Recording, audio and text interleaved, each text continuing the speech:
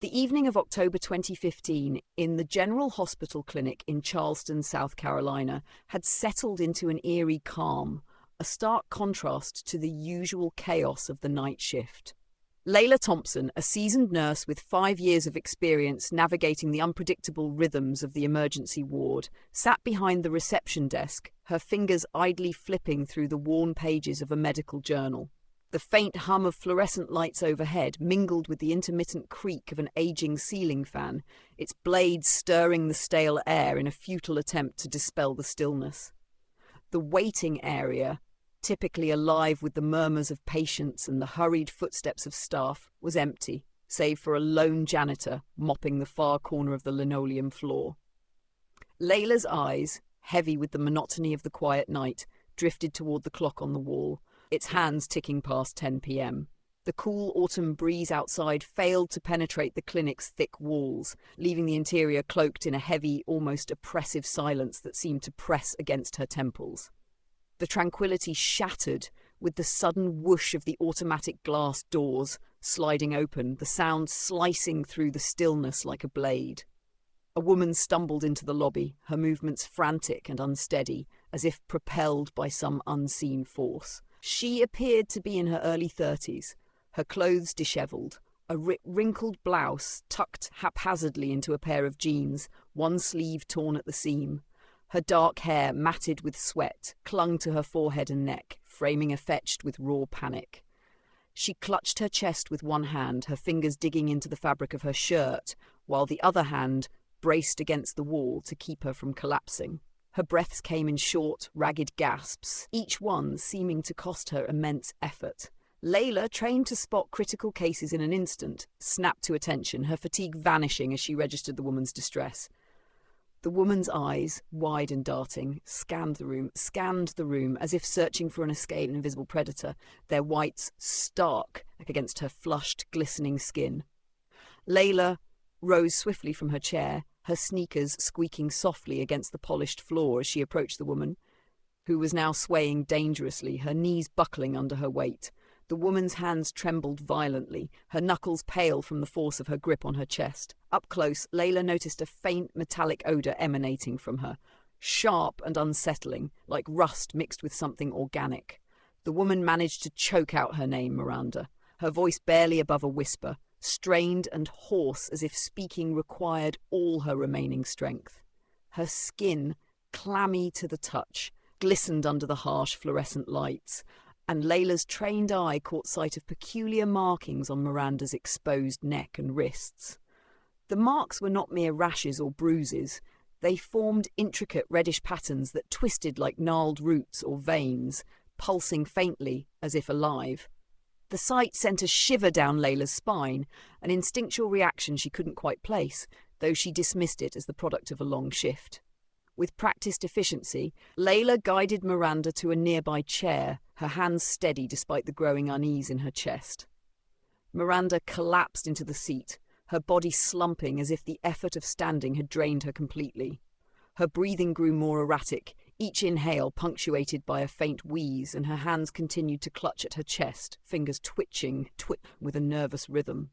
Layla's mind raced through possible diagnoses: heart attack, allergic reaction, panic attack, but none seemed to fully account for the strange markings or the palpable fear radiating from Miranda.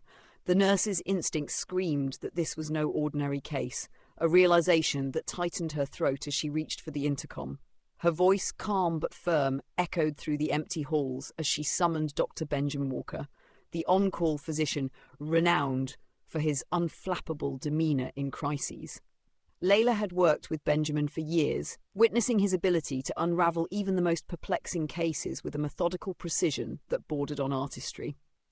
As she waited for Benjamin, Layla stayed by Miranda's side, her hand resting lightly on the woman's shoulder in an attempt to anchor her. Miranda's eyes, still wild with terror, seemed to look through Layla rather than at her, as if fixed on some unseen horror lurking just beyond the room's sterile walls. The reddish patterns on her skin appeared to shift subtly under the light, their edges blurring and reforming in a way that made Layla question her own senses. She noted the way Miranda's fingers twitched rhythmically, a nervous tick that seemed to sync with the pulsing of the markings. The metallic odor grew stronger, clinging to the air like a warning.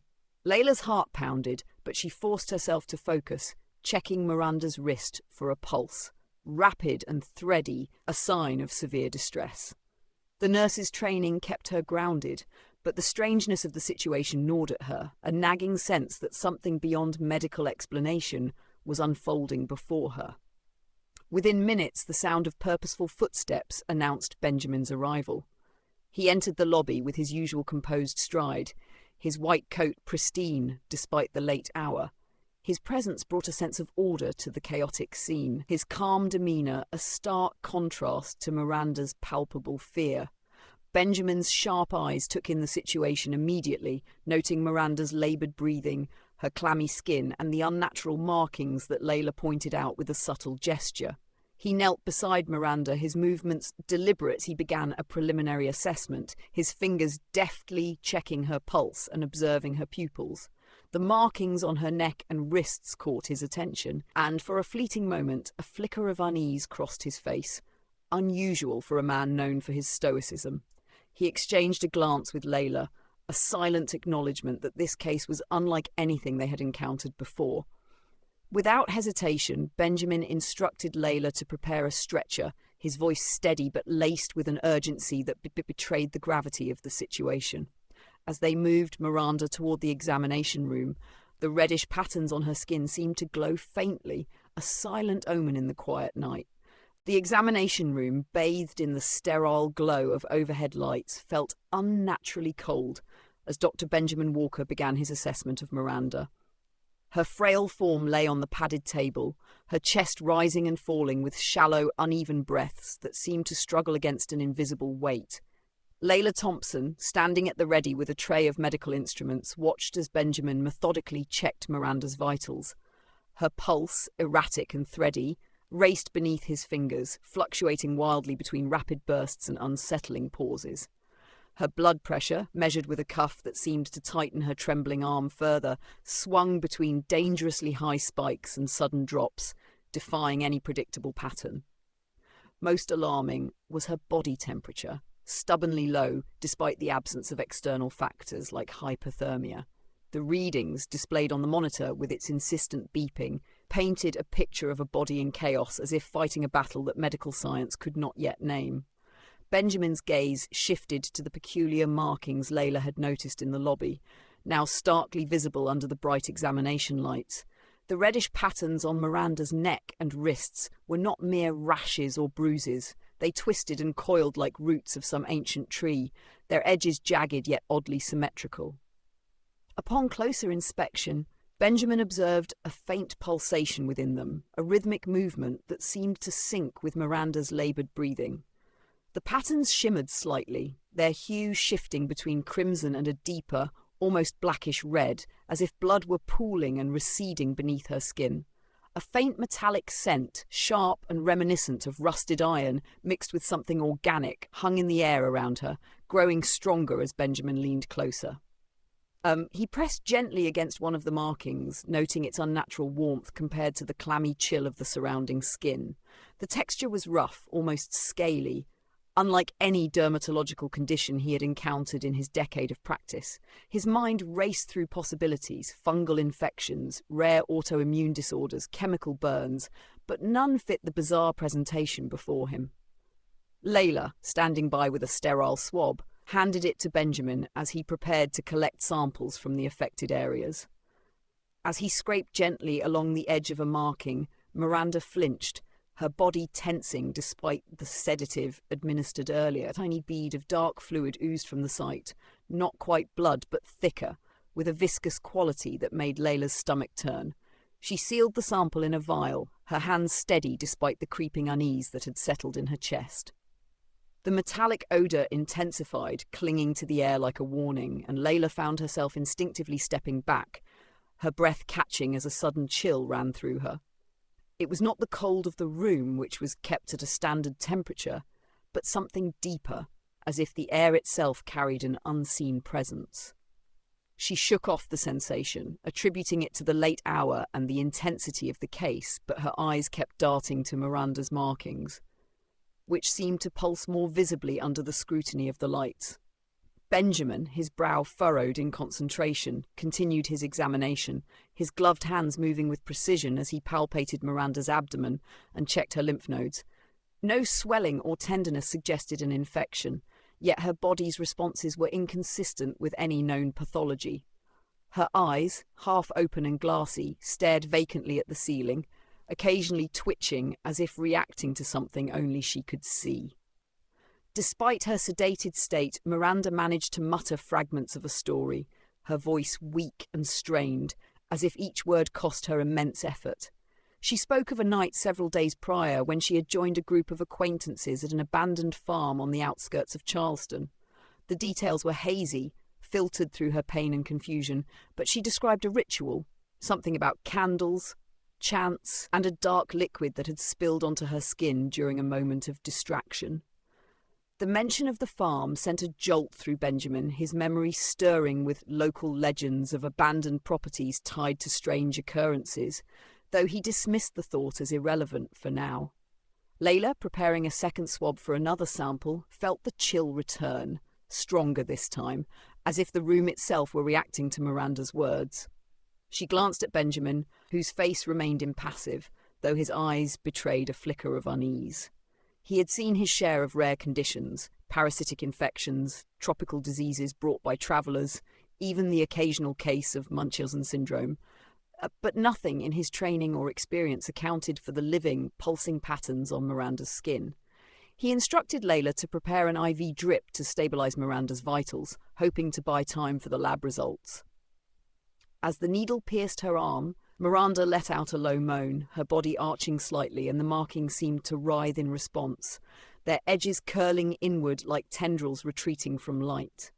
Benjamin stepped back, his composure shaken for a moment, though he quickly regained his focus. He scribbled notes on his clipboard, detailing the size, shape, and behaviour of the markings, knowing that every observation could be critical. The metallic scent grew heavier, almost suffocating, as Layla adjusted the IV line. She noticed a faint tremor in her own hands, a rare lapse in her usual steadiness, and forced herself to focus on the task. Benjamin, meanwhile, considered the implications of Miranda's story. The farm, the ritual, the mysterious liquid, it all pointed to something beyond the realm of medicine, though he hesitated to entertain such thoughts. His scientific mind had demanded evidence, yet his intuition, honed by years of diagnosing the inexplicable, whispered that this case was no mere infection or allergic reaction. He decided to prioritize stabilizing Miranda while awaiting the lab results, but a deeper resolve formed within him to uncover the truth behind her condition, even if it meant stepping outside the boundaries of conventional medicine. As he prepared to order additional tests, the examination room seemed to grow smaller, the air thicker, as if the mystery of Miranda's affliction was pressing in from all sides. The examination room, now dimmed to reduce strain on Miranda's eyes, seemed to close in around Dr. Benjamin Walker and Nurse Layla Thompson as they sought to unravel the mystery of her condition. Miranda, stabilized momentarily by a sedative drip, lay on the examination table, her breathing shallow but steadier than before. The reddish, root-like patterns on her neck and wrists pulsed faintly, their eerie glow subdued under the lowered lights, but still unsettlingly alive. Benjamin, his clipboard balanced on one knee, leaned closer to Miranda, his expression a mask of professional calm despite the unease gnawing at him. Layla stood nearby, her hands clasped tightly to quell the tremor that had lingered since she first noticed the metallic odour emanating from Miranda's skin. The air in the room felt heavy, charged with an unspoken tension that seemed to amplify the soft beeping of the monitors tracking Miranda's vitals. Both Benjamin and Layla knew that time was critical. The lab results for the skin samples were still hours away, and Miranda's condition was deteriorating, her consciousness slipping into a fog that made every moment of lucidity precious. Benjamin adjusted the IV line, ensuring the sedative flowed evenly, and began probing Miranda's recent history, hoping to uncover a clue to her inexplicable symptoms. Miranda, her voice faint and halting, struggled to piece together her thoughts, her words tumbling out in fragments between laboured breaths. She spoke of a friend, Camille, who had entered her life 6 months prior, a charismatic woman with an infectious enthusiasm that had drawn Miranda into her orbit. Camille had introduced her to a group of individuals who gathered regularly at an abandoned farm on the outskirts of Charleston. The group, led by a man named Silas, promised transformation, wealth, power, a life free from the struggles that had weighed Miranda down. At first, the gathering seemed harmless, filled with cryptic discussions about destiny and sacrifice, but Miranda had sensed an undercurrent of secrecy, a guarded intensity in the way Silas spoke, his eyes glinting with a fervour that both intrigued and unnerved her. Layla, listening intently, felt a chill at the mention of Silas, her instincts prickling with a sense that his influence was tied to the unnatural markings on Miranda's skin. Miranda's account grew more disjointed as she described the final gathering 3 nights prior at the farm. The group had assembled in a dimly lit barn, its walls sagging under the weight of years and neglect. Candles flickered in a circle, casting shadows that seemed to move independently of the light. Silas had led a ritual, his voice low and rhythmic, chanting words Miranda couldn't understand. A ceremonial vessel carved with intricate symbols held a dark, viscous liquid that shimmered under the candlelight. Miranda, positioned at the edge of the circle, had been instructed to pass the vessel to another member when her trembling hands fumbled, spilling a small amount of the liquid onto her wrists and neck. The substance burned briefly, then seeped into her skin, leaving behind the first traces of the reddish patterns. Within hours, she had begun to feel sharp, stabbing pains, followed by a creeping weakness that sapped her strength. As she recounted the incident, her fingers twitched, tracing the air as if reliving the moment of the spill, and the markings on her skin pulsed more visibly, their rhythm quickening. Benjamin scribbled notes, his pen moving swiftly as he documented every detail: the farm, the ritual, the liquid, Silas's promises of sacrifices for greatness. His mind, trained to seek rational explanations, grappled with the implications of Miranda's story. He recalled obscure medical texts from his residency, passages about toxic exposures and psychosomatic reactions, but nothing matched the living, pulsing patterns or the metallic scent that clung to Miranda. The farm, he reasoned, might hold physical evidence, a chemical perhaps, or a biological agent that could explain her symptoms. Yet a deeper, less rational part of him wondered if the ritual itself had unleashed something beyond science, a possibility he pushed aside but couldn't entirely dismiss. Layla, meanwhile, felt her unease deepen as Miranda's story unfolded.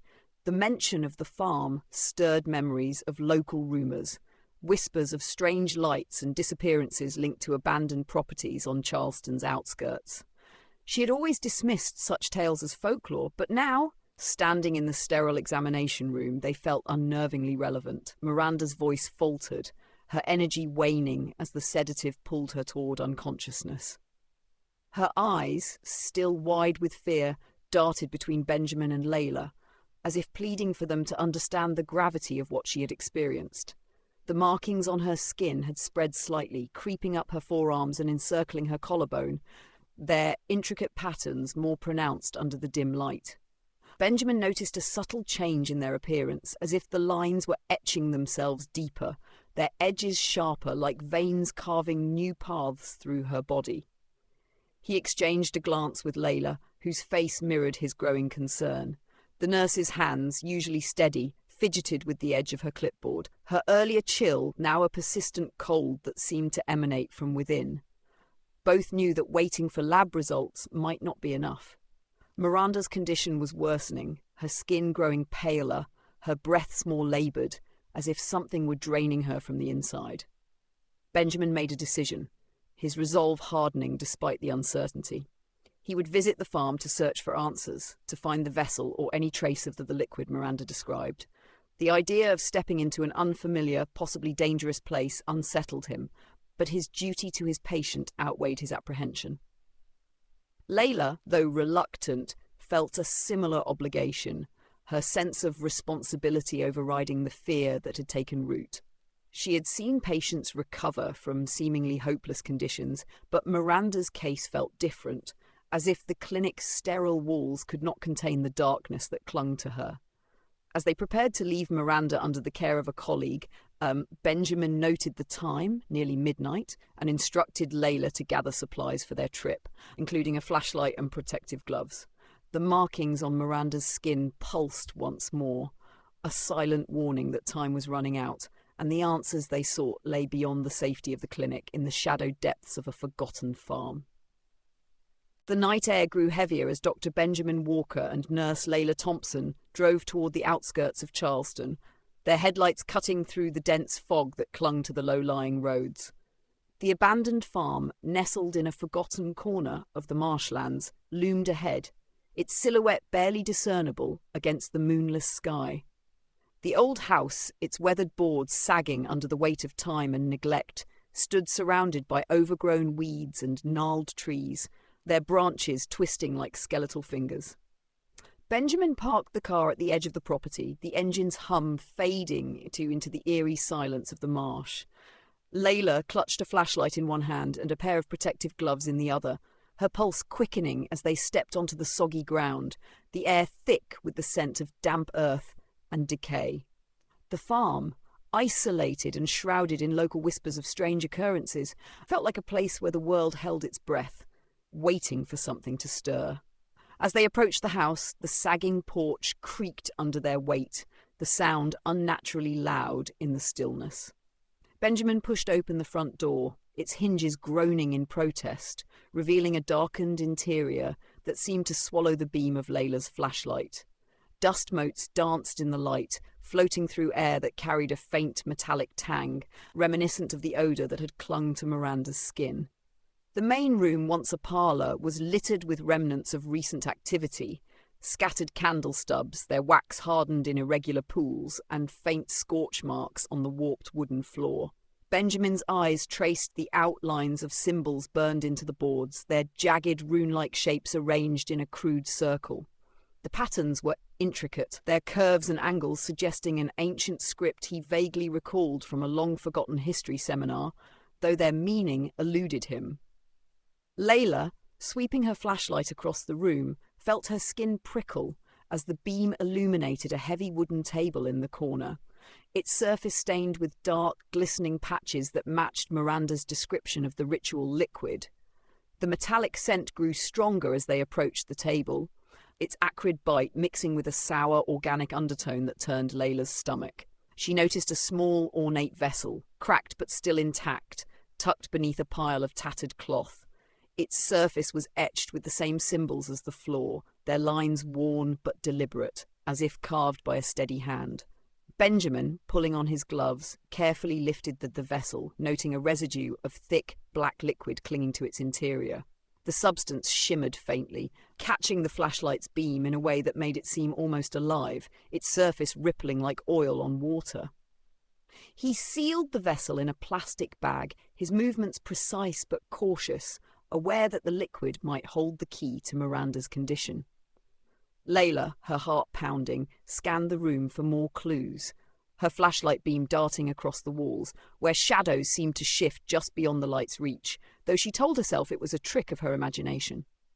As they explored further, Layla's foot caught on a loose floorboard, revealing a hidden compartment beneath. Kneeling, she pried the board free, uncovering a small, leather-bound diary, its pages yellowed and brittle.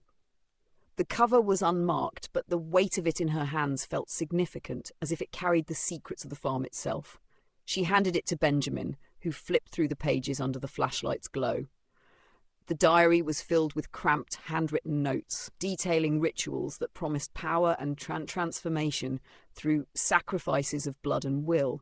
The entries spoke of a conduit chosen to bear the cost of the group's ambitions, their words laced with a chilling pragmatism that sent a shiver down Benjamin's spine. He recognized the language as reminiscent of obscure occult texts he had encountered during his studies, though those had been dismissed as historical curiosities, not practical guides. The diary's final entry, dated just days before, mentioned a ritual gone awry, with a cryptic note about a spill that had awakened the shadow. The air in the house grew heavier, the metallic odour now so thick it seemed to coat their throats. Layla's flashlight flickered, its beam stuttering as if struggling against the darkness. A sudden rustling sound echoed from the far end of the room, sharp and deliberate, like footsteps on dry leaves. She swung the light toward the noise, her breath catching as it caught the edge of a doorway, where a fleeting shadow seemed to dart out of sight. Her pulse raced, her instincts screaming to leave, but Benjamin's steady presence anchored her. He closed the diary, tucking it into his coat, and gestured for her to follow him back to the entrance. The house seemed to resist their departure, the floorboards creaking louder, the air growing colder, as if the very walls were watching. Layla's hand tightened around the flashlight, her knuckles white as they stepped back onto the porch, the night air a sharp relief from the suffocating interior. Back at the clinic, Benjamin handed the vessel to the lab technician, his instructions urgent but precise. The diary and the liquid, he hoped, would provide answers where medical tests had failed.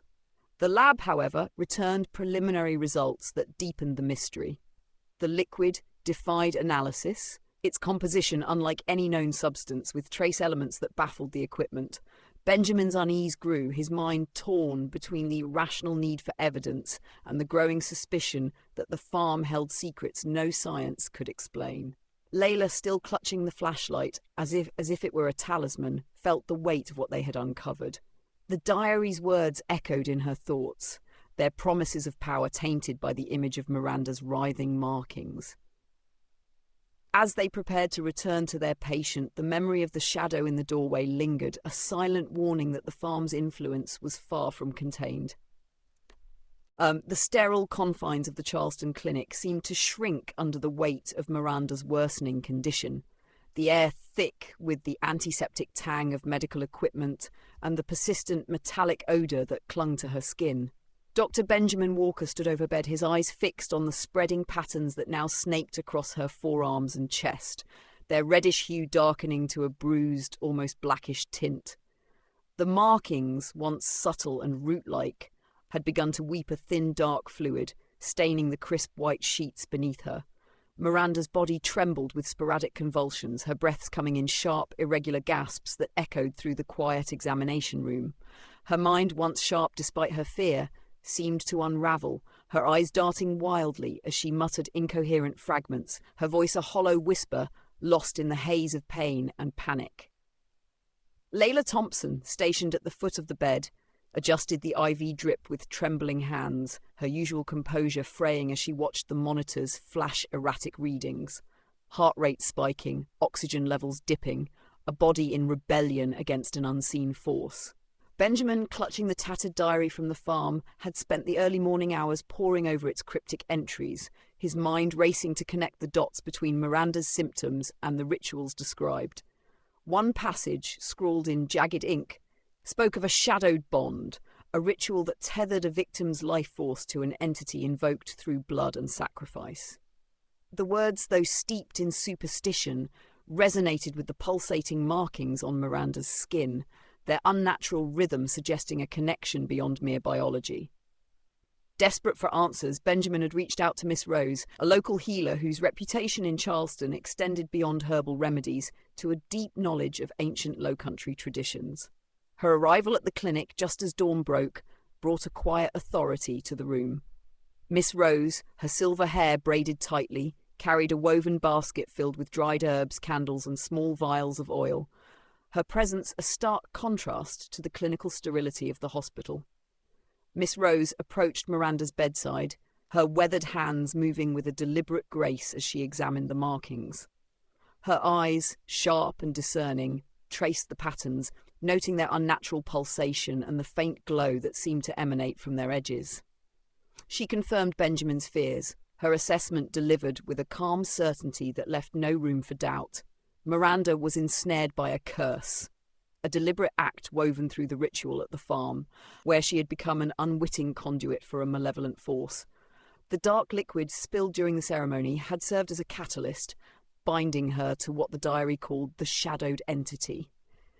Benjamin, his scientific skepticism warring with the evidence before him, listened intently as Miss Rose outlined a cleansing ritual to sever the bond.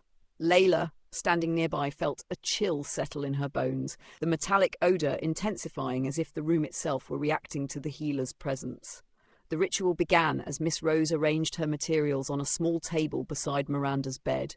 She lit a circle of candles, their flames casting flickering shadows on the walls, and crushed dried herbs, sage, rosemary, and an unfamiliar root, into a small brass bowl, releasing a pungent, earthy scent that mingled uneasily with the metallic odour. Tendrils of smoke curled upward as she burned the mixture, the haze thickening the air with a weight that pressed against Layla's chest. Miss Rose anointed Miranda's forehead and wrists with a fragrant oil, her fingers tracing protective symbols that seemed to glow faintly against the cursed markings. As she chanted in a low, rhythmic cadence, her voice steady and resonant, Miranda's body tensed, her back arching off the bed as if pulled by an invisible force. The markings on her skin flared, their reddish-black lines glowing with an eerie intensity, as if resisting the ritual's intrusion. Layla, gripping the edge of the bed to steady herself, watched in horror as the patterns writhed, their edges curling like living tendrils, fighting to maintain their hold. Miranda's sudden scream pierced the room, a raw, guttural sound that seemed to come from somewhere deeper than her body. Her eyes, wide and unseeing, stared into the ceiling, tears streaming down her face as her hands clawed at the air. The monitors shrieked in protest, their alarms triggered by her spiking vitals, but Miss Rose remained unfazed, her chanting growing louder, more insistent. She sprinkled a pinch of ash from the burned herbs over Miranda's chest, the particles settling into the weeping markings, which hissed faintly as if burned. Benjamin, standing at a distance, felt his heart pound, his rational mind struggling to reconcile the scene with his medical training. The air grew colder, the candle flames flickering as if caught in a draught, though the room's windows were sealed. Layla's breath caught as she noticed the shadows on the walls moving unnaturally, their shapes elongating and twisting, as if the ritual were drawing out something unseen. As Miss Rose completed the final chant, her hands raised in a gesture of finality, Miranda's body went limp, her screams fading into a soft whimper. The markings, once vibrant and menacing, began to dull, their glow receding as the patterns shrank, their edges softening into faint, scar-like traces. Her breathing, though still weak, steadied, the monitors settling into a less frantic rhythm, the metallic odour, so pervasive before, dissipated, replaced by the lingering scent of herbs and candle wax. Miss Rose, her face etched with exhaustion, stepped back, her basket now empty of its contents. She warned Benjamin and Layla that the ritual had broken the curse's hold on Miranda. But its source, Silas, the leader of the farm's rituals, remained a lingering threat, his intentions tied to the shadowed force that had nearly claimed her. As they adjusted Miranda's IV and covered her with a fresh blanket, the room felt lighter, but the weight of what they had witnessed lingered, a silent reminder that the battle was not yet over. The Charleston Clinic, its sterile halls now bathed in the pale light of early morning, felt like a sanctuary reclaimed from the darkness that had gripped it hours before. Dr. Benjamin Walker and Nurse Layla Thompson stood in the quiet aftermath of the ritual, their exhaustion tempered by a fragile sense of triumph as they watched Miranda's monitors stabilize. The reddish patterns that had once writhed across her skin had faded to mere shadows, their malevolent pulsation replaced by faint scar-like traces that no longer bled. Benjamin, his coat rumpled from the long night, felt the weight of the diary in his pocket, its pages a haunting reminder of the forces they had confronted. Layla, her hands still trembling from the intensity of the ritual, adjusted Miranda's blanket, her movements careful as if to preserve the delicate balance of her recovery. The metallic odour that had permeated the room was gone, replaced by the faint, lingering scent of Miss Rose's herbs, a subtle reassurance that the curse had been broken.